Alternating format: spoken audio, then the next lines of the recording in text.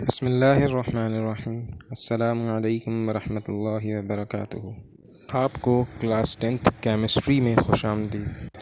आज हम अपना chapter number 2 acid basis and salts शुरू करेंगे। यहाँ तस्वीर में एसिड बेसिस और सॉल्ट्स की कुछ कॉमन एग्जांपल्स हैं। एसिड बेसिस और सॉल्ट्स को समझने के लिए हमारे पास 3 मुख्तलिफ थ्योरीज़ हैं, जिनमें सबसे पहली थ्योरी आर्हीनियस थ्योरी है।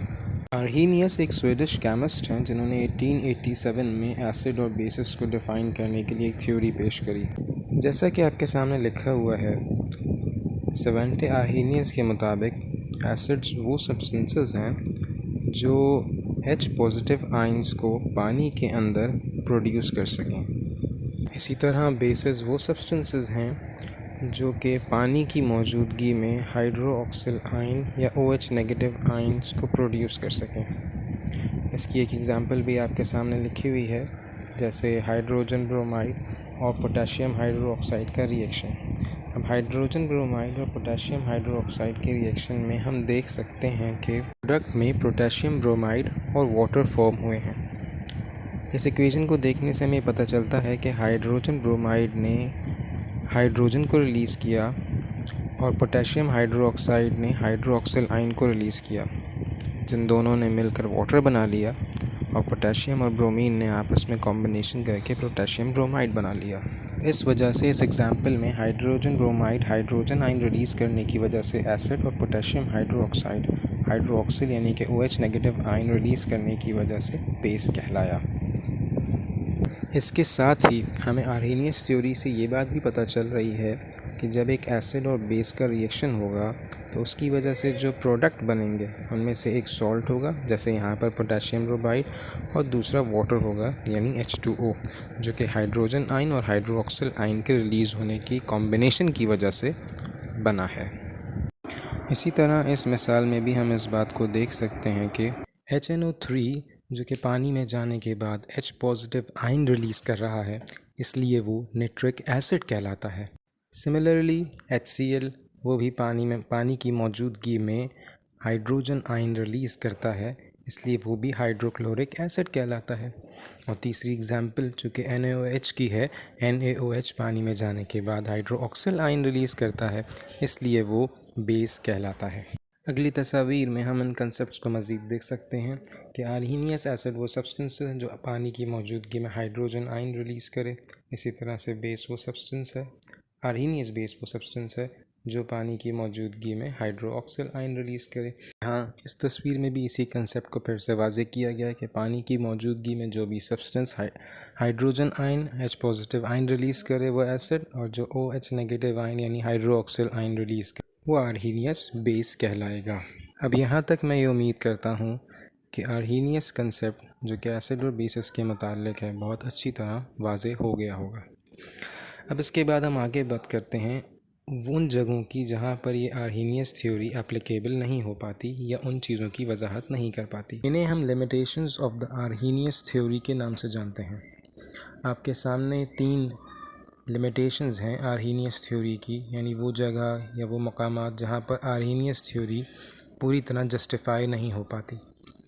अब इसमें हम अगर पहली लिमिटेशन पर गौर करें, जिसमें लिखा है hydrogen ions do not exist in water solution, protons react with water to form hydronium ions यानी H3O पॉजिटिव आयंस।